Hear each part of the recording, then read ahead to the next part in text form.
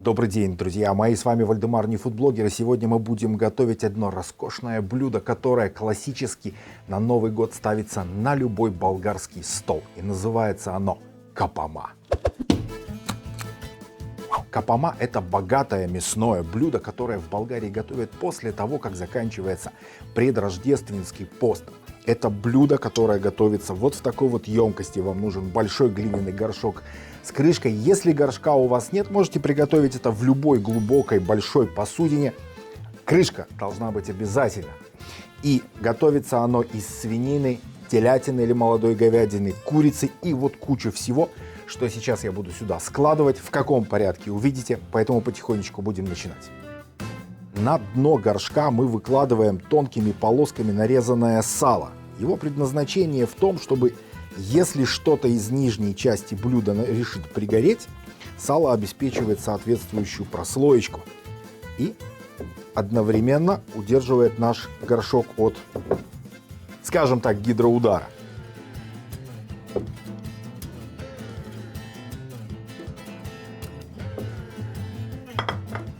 Дальше на дно поверх сала выкладывается капуста. Капуста должна быть соленая, бочковая и именно ту, которую белорусы называют капуста в головках.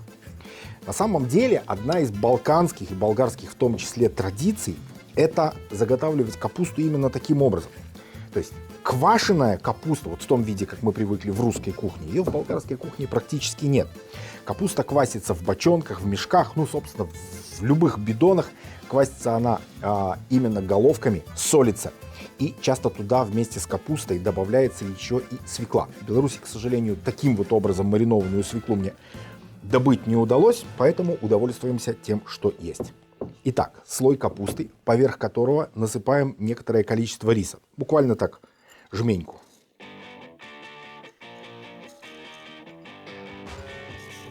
Рис при этом можно использовать любой. Длинный, короткий, круглый, пропаренный, не пропаренный. На самом деле это не имеет никакого значения. При этом рис мы даже с вами не моем. Поэтому если крахмалистая структура риса выйдет немножко на поверхность, то есть вот то обычно, что мы пытаемся смыть, ничего страшного. Теперь поверх выкладываем мясо. Начнем со свинины. В данной ситуации это шея. Шея мяса достаточно мягкая, при этом, я бы сказал так, полужирная. Вот так вот выкладываем прямо красивым слоем. И где-то с одной стороны выкладываем мы телятину или говядину. Вот я ее порезал такими кусками. Горшок у меня не слишком большой, поэтому я рассчитываю, в принципе, все на два слоя.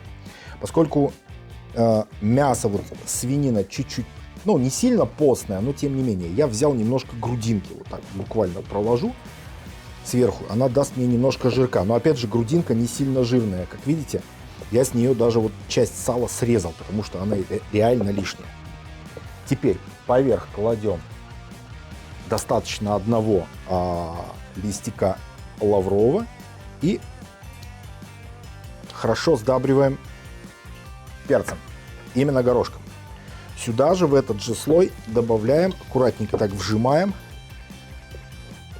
несколько кусочков курицы. В данной ситуации это 3. Это куриные бедрышки. С них снята вся шкура, то есть чистое красное мясо практически на кости. Так, этот слой готов, практически готов.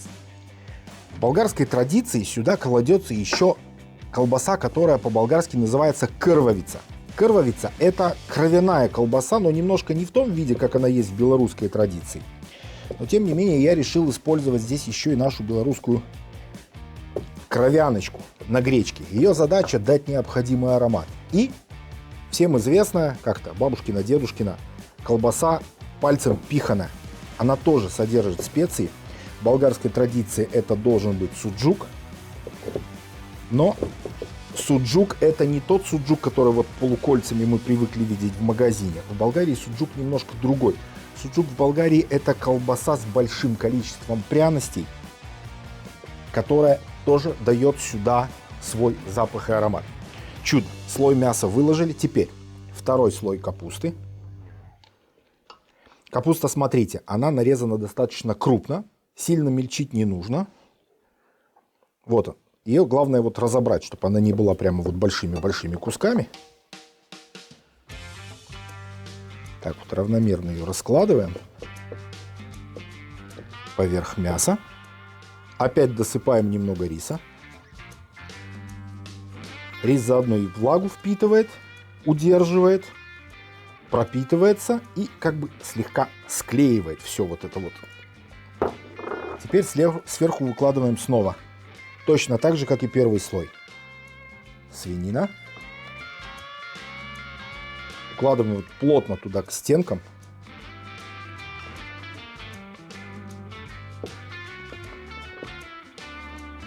Говядина.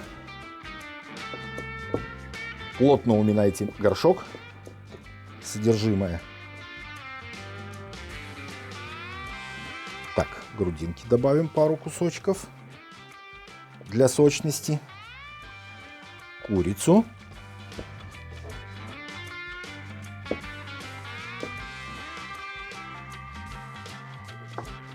Разбросаем немножко колбаску. Так вот ее по разным местам, чтобы она свои ароматы и специи отдала. Кровяночка у нас разойдется практически в кашу, ну ничего страшного. Зато самое главное, что она отдаст аромат. Так, роскошно. Сверху еще один лавровый листик. Часто можно вот по поводу лаврового листа. Это один из самых лучших друзей мяса вообще, наверное, после лука. Кстати, заметьте, в этом блюде нет ни лука, ни моркови, ни каких-то там восточных специй. Вообще это по сути мясо, мясо, мясо и только мясо. Черный перец. У меня здесь смесь перцев, но это хорошо.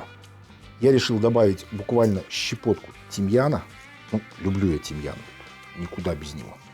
Он тут хорошо упреет, даст свой аромат.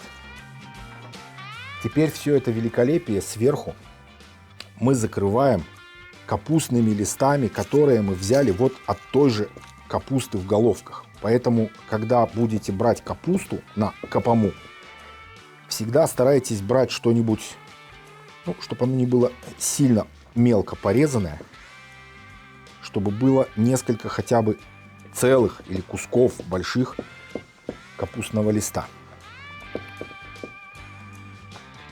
Укладываем так прямо в хороший слой, фактически запечатываем мясо сверху.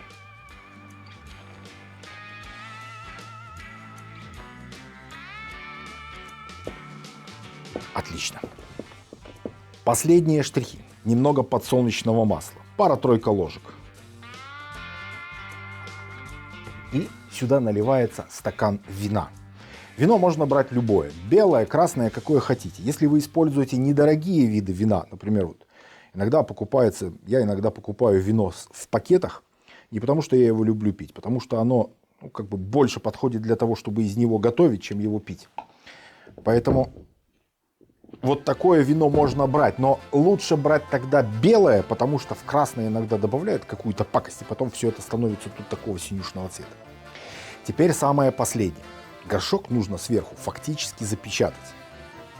Я накрываю его в данном случае тарелкой, и мы производим одну операцию, которая восходит к древним временам и старинной кухне. Мы сейчас с вами горшок запечатываем. Для этого я беру немного муки, немного воды. Вот мы делаем прямо вот такое вот липкое-липкое тесто. И теперь этим тестом промазываем прямо вот по краю, там, где крышка примыкает у нас к кастрюле. Обращаю ваше внимание, если вы готовите дома в кастрюле и крышка плотно прилегает, да, допустим, вот современные металлические кастрюли, там плотно прилегающая крышка, это делать не нужно. Это делается именно тогда, когда у вас глиняная посуда и крышка слегонца дышит. У меня крышка, к сожалению, крышку исполняет, точнее ее роль исполняет тарелка, и в ней нет дырочки для выпуска пара. Поэтому я вот сбоку оставлю здесь немножко кусочек вот небольшой, чтобы не было абсолютной герметичности, иначе же это просто рванет. Чисто крестьянский, кстати, способ уплотнения. Мясо должно по возможности вариться, тушиться, готовиться в своем собственном соку, Шикарно. Ну вот, наш горшочек полностью снабжен. Теперь мы его ставим в холодную духовку. Запомните, если вы готовите в любой керамической посуде, она всегда ставится в холодную духовку, независимо от того, керамика у вас толстенная, как у меня, или тонкая. Почему? Потому что керамика должна прогреваться вместе с духовкой. Если вы закинете ее сразу в горячую, она, скорее всего, у вас просто треснет, ну, с достаточно большой вероятностью. А поскольку, вот как у меня, такие горшки — это редкость на рынке, что-то подобное можно найти в некоторых у нас магазинах, но это нужно потратить некоторое время и поискать, то я своим горшочком дорожу и стараюсь его эксплуатировать аккуратно. Поэтому ставим в холодную духовку, включаем сразу на 200 градусов, на 200 градусах держим примерно 40-50 минут, и когда мы услышим оттуда какой-то шум, то есть оно начнет булькать, уменьшаем температуру до 150-160 градусов и держим еще 3 часа. Итого время приготовления в принципе в духовке, считайте, 4 часа. Поехали.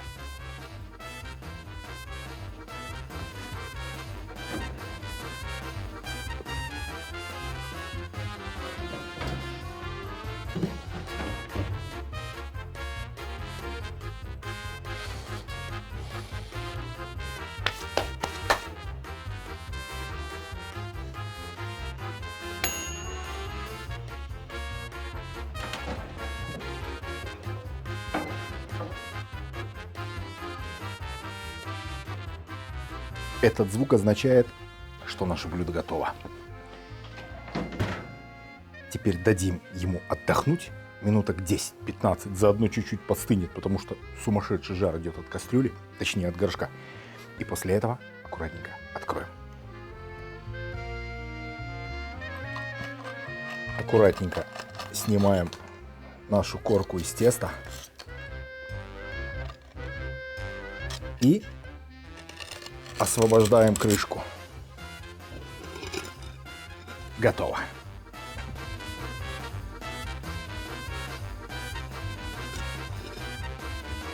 Осторожно.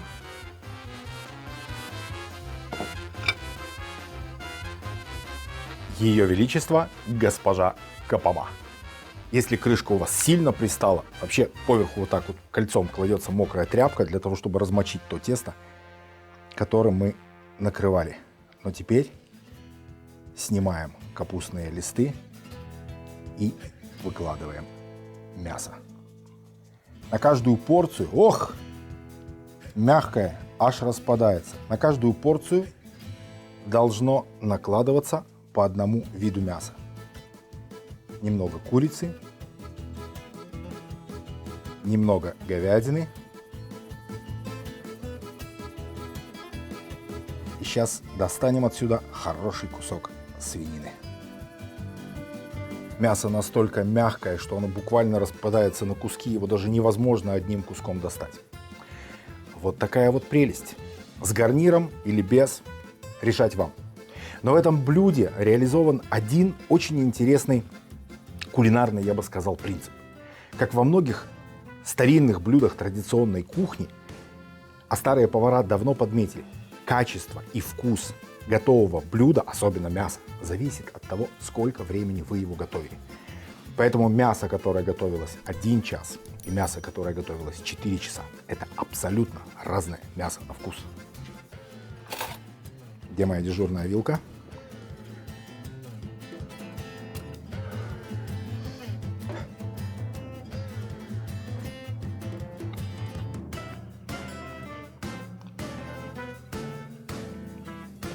Слово «восторг», кажется, не до конца описывает то, что я сейчас чувствую.